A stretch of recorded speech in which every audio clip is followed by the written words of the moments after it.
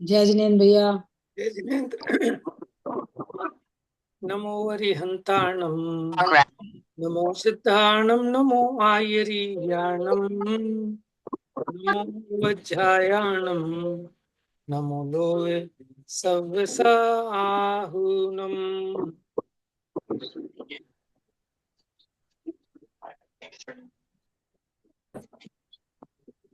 गाथाएं आप लोग पढ़ के कौन सुनाएगा? 3 गाथाएं सुनानी, 3 श्लोक मंगलाचरण का। जिससे स्वयं स्वभाव आपकी। एक एक जना एक एक श्लोक सुनाएगा। ओपन कीजिए और सुनाइए।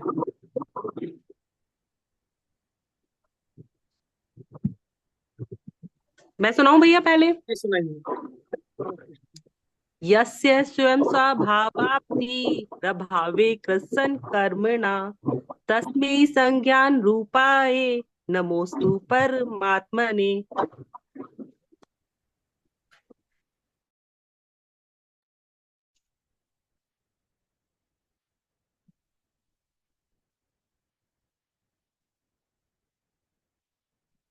ठीक है जी। तो पहला मंगलाचरण तो सबको याद है, हम ये मान लेते हैं। अब दूसरा सूत्र कौन सुनाएगा? मैं सुनाऊं भैया। सुनाइए। योग्योपादान योगेन वृषदः स्वर्णतामता द्रव्यादि स्वादि संपत्ता वात्मनोप्यात्मता मता। बहुत बढ़िया। तीसरा श्लोक मैं सुनाऊं? सुनाइए सुनाइए। वरम वर्ते पदम देवम ना वर्ते ना वर्ते वत नारकम हम्म। छाया तपस्थयो भेद प्रतिपाल तयो महान प्रतिपाल यतोर महान। महान प्रतिपाल यतोर महान। यतोर महान यतोर। यतोर महान। हाँ, और एक जो पहली लाइन थी ना उसमें, तो उसमें ये देखो आपके सामने, योग्योपादान योगेन दृषदः स्वर्णता। अच्छा, ये तो हो गया था। तीसरे में देखिए, थोड़ी सी पढ़ने में गड़बड़ हो रही है। वरम व्रते पदम देवम ना व्रते, ये अव्रत है, अव्रत। ना, अलग से नहीं बोलना आपको। ना व्रतेर, ना व्रतेर वत नारकम। अब इसका डेली सुबह शाम 3-4 बार पाठ करेंगे ना, तो पक्का हो जाएगा। ना व्रतेर वत नारकम छाया तपस्थयोर भेद प्रतिपाल यतोर महान। ठीक है। तो अपना ये तीसरे नंबर का श्लोक चल रहा था ना।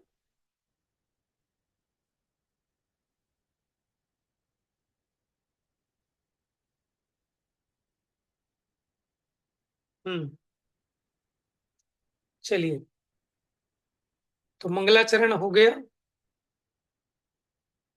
यस्य स्वयं स्वभावाप्ति कृत्स्न रभावे कृत्स्न कर्मणा तस्मै संज्ञान रूपाय नमोस्तु परमात्मने। हम्म। दूसरा कौन सा था? दूसरा दूसरा दूसरा। योग्योपादान योगे योग्योपादान योगेन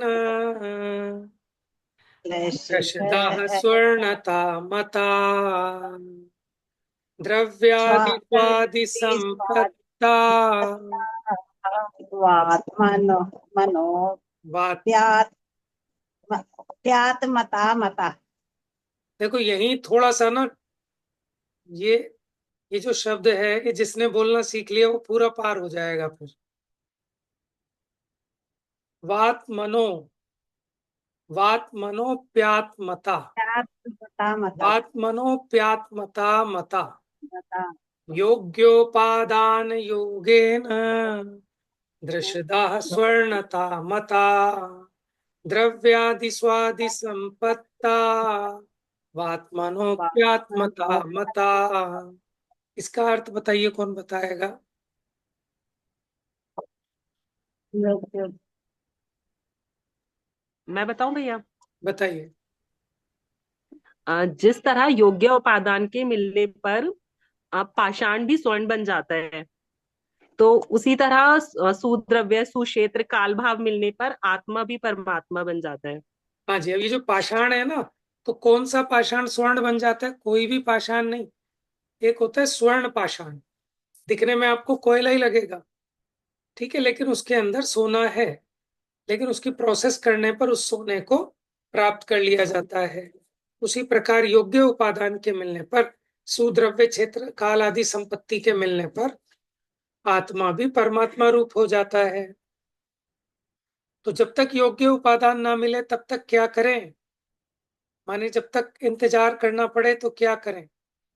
कि व्रतों को धारण करके स्वर्ग पद पाना अच्छा है, बजाय अव्रतों में रहकर नरक जाने के। जिस प्रकार प्रतिपाल यतोर, माने अपने मित्र की राह देखने वाले को आताप में खड़े रहकर, स्थयो मैंने बैठकर, कि आताप में बैठने की बजाय छाया में बैठकर उसका इंतजार करने में भेद, महान महान अंतर है। चलिए,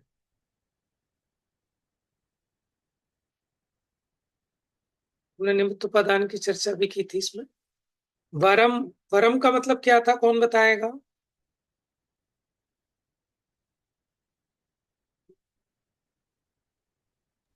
अच्छा है। अपेक्षा। नहीं, भला है। वर माने भला। होता है उत्कृष्ट। वरम भला है। व्रतई पदम देवम, व्रतों को धारण करके देव पद को प्राप्त करना भला है।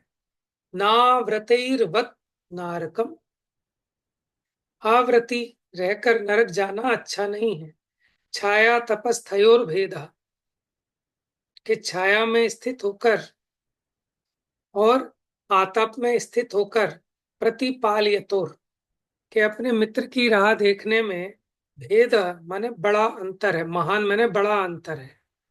तो कहाँ रहकर? तो छाया में रहकर अगर इंतजार करना ही है, वैसे तो इंतजार करना भला नहीं है, लेकिन करना ही पड़े तो छाया में रहकर इंतजार करना। चलिए, इसी की भावार्थ चलेगा।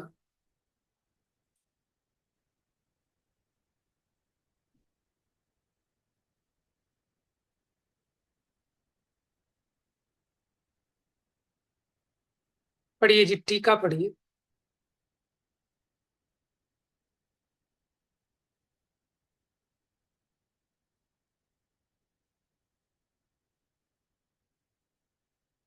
देखो, जिसका नंबर मैं नहीं पढ़ूंगी। आता ना,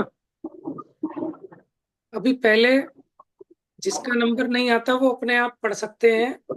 जब कोई नहीं पढ़ेगा फिर रिपीट करेंगे हम। ठीक है, सबको पार्टिसिपेट करना चाहिए।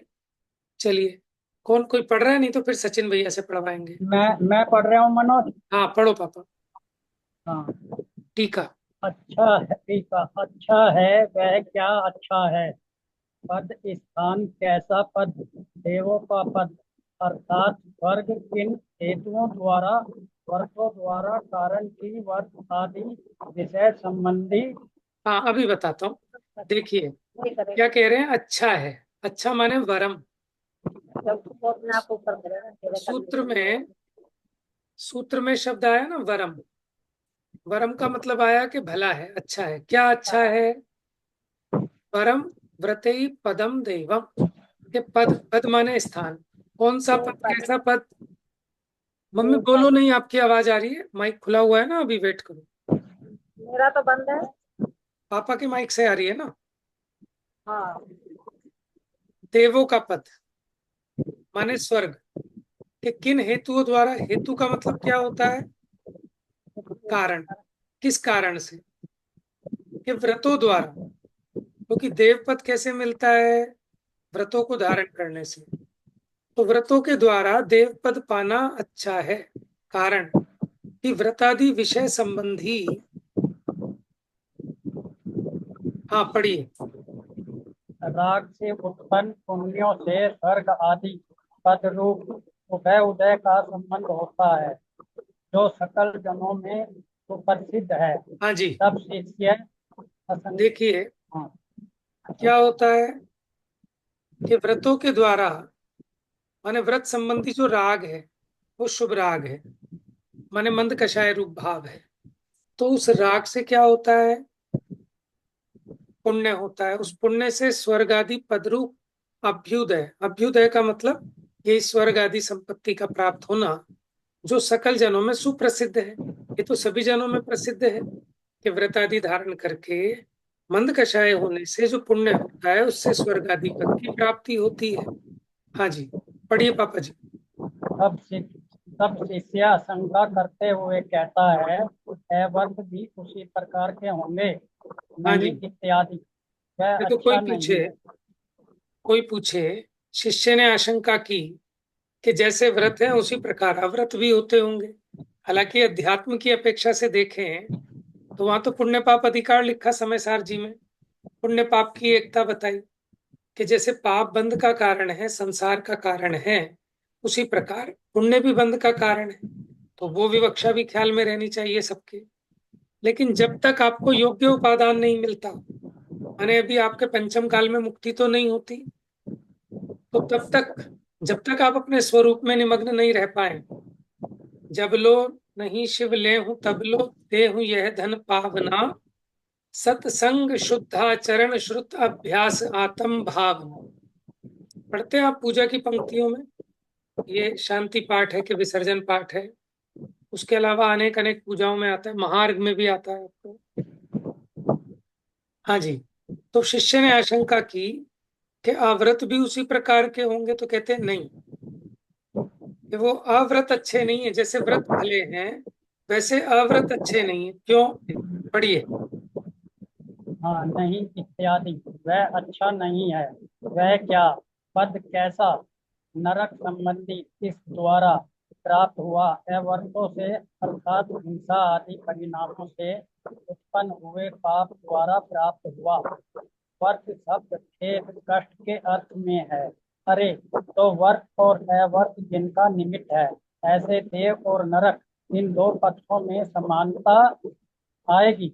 हम्म, ऐसा शिष्य की आशंका होने पर इन दोनों में महान अंतर है। ऐसा छाया इत्यादि दृष्टांत द्वारा प्रकट करके आचार्य कहते हैं, वह कौन, भेद अंतर कैसा, महान बड़ा, इन दोनों के मध्य इन दोनों के मध्य दो प्रतीकों के मध्य क्या करते, अपने कार्य के लिए नगर में गए हुए और वहां से वापसी आते अपने दूसरे साथी की मार्ग में प्रतीक्षा करते राह देखते। कैसे हैं वे दोनों, छाया और धूप में बैठे हुए। इसका अर्थ इस प्रकार है, तीसरे साथी के आगमन तीसरे साथी के आगमन काल तक जैसे छाया में बैठा हुआ पथिक सुख से बैठा है और धूप में बैठा हुआ पथिक सुख से बैठता है, वैसे ही जहाँ तक सुद्रव्य आदि मुक्ति के कारण प्राप्त हो, वहाँ तक व्रत आदि आचरण करने वाला यह आत्मा जीव स्वर्ग आदि स्थानों में सुख से रहता है, और दूसरा अवर्ती आदि रूप आचरण वाला नरक आदि स्थानों में दुख से रहता है। बराबर। देखिए, अब यहाँ समझाया कि जब तक मुक्ति के कारण प्राप्त नहीं होते, जैसे सुद्रव्य, सुक्षेत्र, सुकाल, सुभाव, ठीक है, तो क्या करें कि आव्रत में तो कष्ट है क्योंकि तीव्र कषाय है पांच पापों में लगने वाले को, और पांच पापों के त्याग रूप जो व्रत है उसकी मंद कषाय होने से उसका दुख कम है। और उसके फल में भी देखें तो स्वर्ग आदि में नरक आदि की अपेक्षा महान अंतर है। ठीक है, अभी हम वो विवक्षा नहीं लेंगे कि दोनों में समानता है, दोनों संसार बंध के कारण है। अभी यहाँ प्रकरण की वो विवक्षा नहीं है, क्योंकि अध्यात्म में वो विवक्षा भी बताई, क्योंकि दोनों के दोनों बंध तत्व हैं, आश्रव तत्व हैं, उसकी चर्चा हमने की थी एक दो दिन पहले। तो इतनी बात समझ में आ रही है कि अब कोई ये कहे कि मुक्ति तो होती नहीं, मुक्ति तो होती नहीं, तो भैया मुक्ति जब तक नहीं होती तब तक क्या करना, कि व्रत आदि को धारण करना, क्योंकि उससे मंद कषाय रूप परिणाम होता है तो दुख कम होता है। और हिंसादि 5 पाप प्रवर्तने पर महाकष्ट होता है, महादुख होता है, और उसके फल में भी अधिक कष्ट होता है। तो इतनी बात, यद्यपि चारों गतियां खोटी हैं, बुरी हैं, दुख रूप है, लेकिन फिर भी अगर इसमें भेद करें तो नरक की अपेक्षा स्वर्ग में रहना भला है। बात समझ में आ रही है? अव्रतों की अपेक्षा व्रतों में रहना भला है, लेकिन कब तक?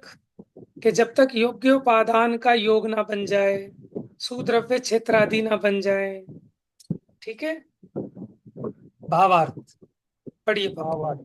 जैसे छाया में बैठकर अपने मित्र की राह देखने वाला पथिक सुखी होता है और धूप में बैठकर उसकी राह देखने वाला अन्य पथिक दुखी होता है। देखो, आपको वैसे अपेक्षा बराबर समझनी पड़ेगी। जब हम इसमें भेद कर रहे हैं तब पुण्य को भला कहा जाता है और पाप को बुरा। और जब इसमें भेद ना करें, अभेद दृष्टि से देखें, तो दोनों ही संसार में कर्म बंध के कारण है। भले ही पुण्य कर्म बंधे और पाप कर्म बंधे। समय सारजी में आपने देखा होगा ना, एक साथ जन्मे दोनों शूद्रा के घर में, एक पला बामन के घर, दूजा निज घर में।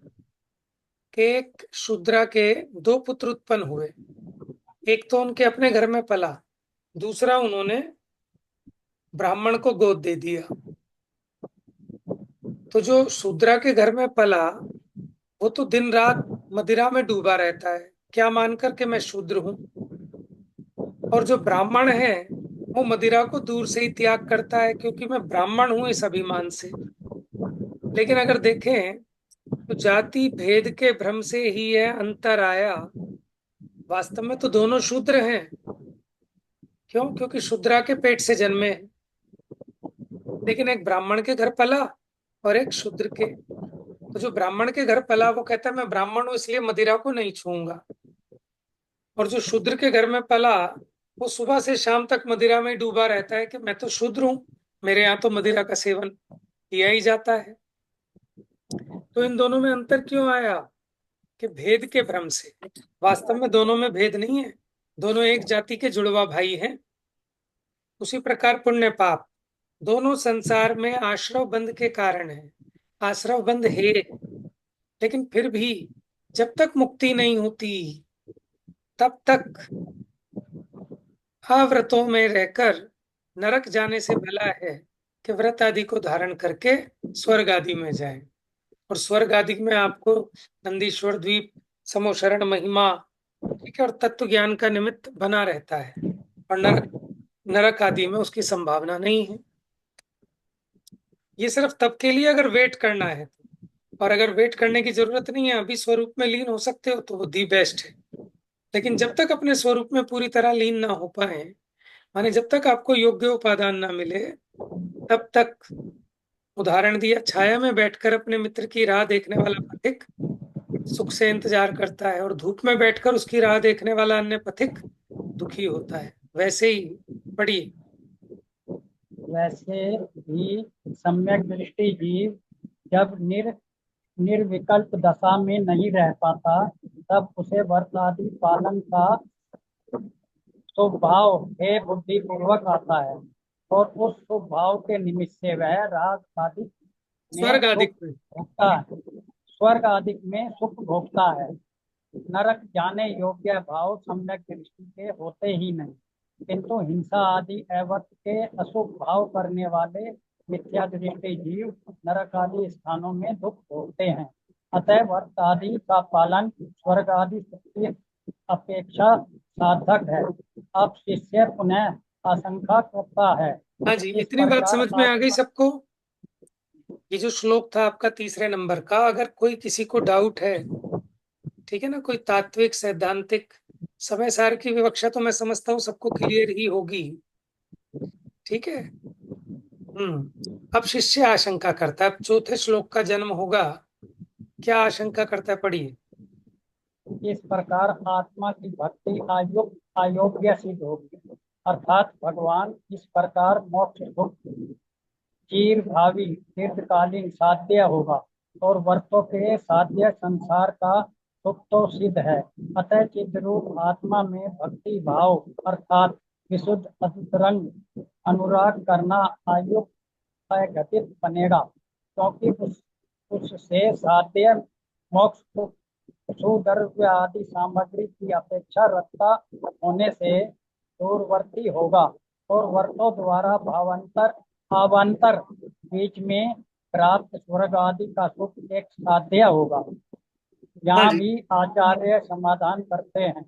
देखिए अब एक शंका खड़ी हुई कि आत्मा की भक्ति तो अयोग्य सिद्ध होगी, क्यों? अर्थात भगवान इस प्रकार मोक्ष सुख चिर भावी होगा, माने दीर्घकालीन साध्य होगा, वो तो मोक्ष सुख हो नहीं पाएगा।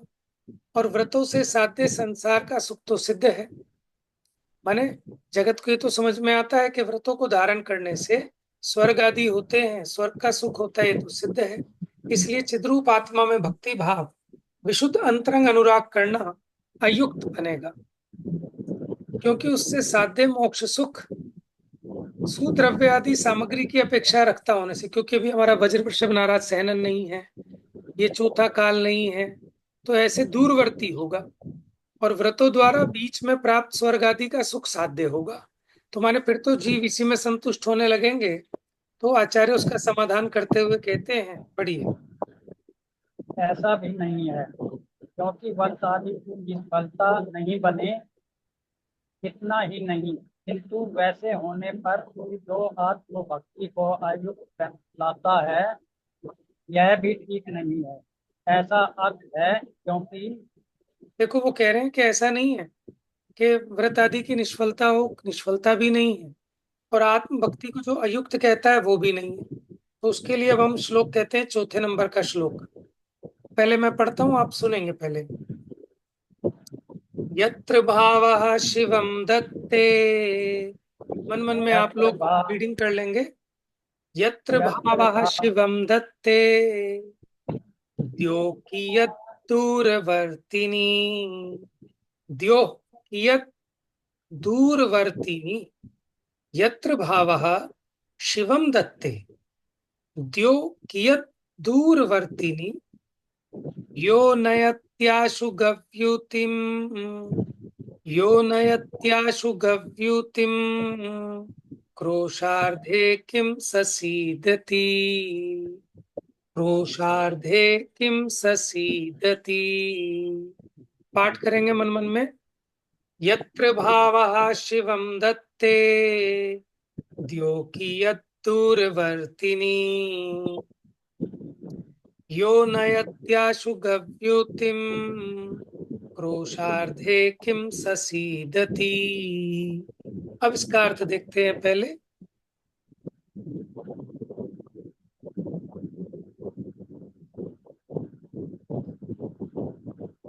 यत्र भावः माने जहां अथवा जिस भाव से, शिवम दत्ते माने जो भाव, शिवम दत्ते, शिवम माने मोक्ष को, दत्ते माने देता है, तत्र द्यो कियत् दूरवर्तिनी, तो तत्र माने वहां, द्यो का अर्थ किया स्वर्ग, कियत् दूरवर्तिनी, कियत् माने कितना दूरवर्ती है, माने जहां आत्म भाव मोक्ष देता है, तो वहां स्वर्ग कितना दूर है। अभी समझ नहीं आया तो उसके लिए एग्जाम्पल दिया।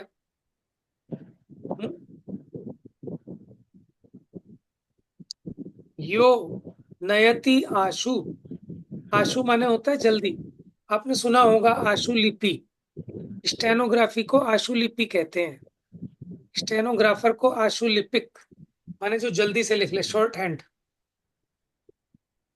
तो यो माने जो, नयति, नयति माने होता है ले जाता है, आशु माने जल्दी से, गव्युतिम, क्रोशार्धे किम ससीदति, गव्युति कहते हैं एक कोष को, क्या कहते हैं, अच्छा 2 कोष को कहते हैं गव्युति, 2 कोष को। तो आप ये बताओ, जो मनुष्य किसी भार को 2 कोष तक जल्दी से ले जाता है, तो उसके लिए आधे कोष ले जाने में कौन सी बड़ी बात है। ये एग्जाम्पल दिए, जैसे कोई मनुष्य किसी भार को गव्युतिम माने 2 कोष तक नयति आशु, नयति मैंने ले जाता है, आशु मैंने जल्दी से। तो क्रोशार्धे किम सा सीधती, तो क्रोशार्धे माने आधा कोष ले जाना, उसके लिए कौन सी बड़ी बात है? ठीक है, क्या सीधती का मतलब थकना, तो क्या वो आधे कोष उस बोझे को ले जाने में क्या थक जाएगा? कि जो व्यक्ति 2 कोष फटाफट से उस वजन को ले जाता है, तो क्या आधा कोष ले जाने में थक जाएगा? उसी प्रकार जो भाव मोक्ष आदि को दे सकता है, क्या वो भाव स्वर्ग आदि को नहीं दे सकता? दियो माने स्वर्ग, कियत दूरवर्तनी, तो उस आत्म भाव के लिए स्वर्ग आदि को प्राप्त करना कौन सा दूरवर्ती है? जैसे कोई व्यक्ति किसी भार को गव्युति तक, नयति आशु, जल्दी से ले जाता है, क्रोशार्धे किम सा सीधती, तो आधा कोष तक उस वजन को ले जाने में वो कौन सा थक जाएगा? बात समझ में आ रही है आपको? चलिए अब पढ़िए, अब याद हो जाएगा ये। यत्र भावः शिवम दत्ते, यत्र भावा शिवम दत्ते, द्यो कियत् दूरवर्तिनी, योऽन्ये दूरवर्तनी, यो नयत्याशु गव्युतिम, योऽन्यस्यासो गव्यज्योति, गव्युतिम, यहाँ पर बड़े ऊ की मात्रा है, गव्यु, गव्युतिम, क्रोशार्धे किम ससीदति, क्रोशार्धे किम ससीदति। देखो हल्का हल्का तो याद हो गया होगा, अब थोड़ा सा इसको दोहरा लेंगे तो पक्का हो जाएगा। अच्छा, अर्थ लगाना आ गया सबको इसका? किसको नहीं आया वो हाथ खड़ा करो बस। मैंने आपके सामने हम ये श्लोक रखे हैं, तो आप इसका अर्थ समझ लेंगे ना। यत्र भावः, जहां, भाव मतलब आत्म भाव से, शिवम दत्ते माने जो जहां आत्म भाव मोक्ष को देता है, द्यो माने क्या बताया था? स्वर्ग। स्वर्ग, कियत दूरवर्तनी, तो उस आत्म भाव के लिए स्वर्ग आदि को प्राप्त करना कौन सी कठिन बात है? कियत माने कितना दूरवर्ती है। जैसे नयत्याशु गव्युतिम, जैसे को जो नयति माने ले जाता है, आशु माने जल्दी से, गव्युतिम 4 कोष 2 कोष ले जाता है, तो उसके लिए आधे कोष तक ले जाना कौन सी मुश्किल बात है? तो जो आत्म भाव मुक्ति को प्रदान कर सकता है, उसके लिए स्वर्ग आदि को पाना कौन सी कठिन बात है? जिन भावों से मुक्ति पद कौन कठिन है स्वर्ग, वहन करे 2 कोश जो कठिन कोश क्या अर्थ। अन्वय अर्थ पढ़ लीजिए बस। जहाँ आत्म भाव मोक्ष देता है, वहाँ स्वर्ग कितना दूर है?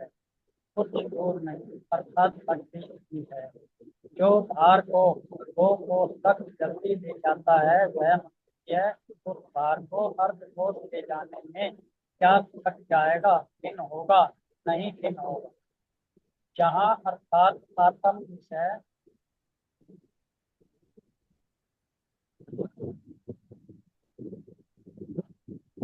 ऊपर करो, ये तो दूसरा है। नहीं नहीं, बस अब कल पढ़ेंगे।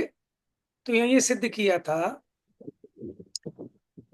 कि वो स्वर्ग आदि भी कोई बाधक नहीं है, माने जो आत्म साधक है, जो मुक्ति की प्राप्ति का पुरुषार्थ कर रहा है, उसके लिए स्वर्ग आदि को प्राप्त करना कोई कठिन बात नहीं है।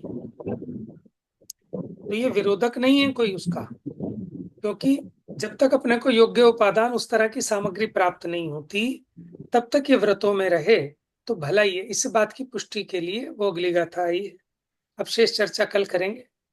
जा वाणी के ज्ञान से सूझे लोकालोक, तो वाणी मस्तक नमो सदा देता हूँ धोख।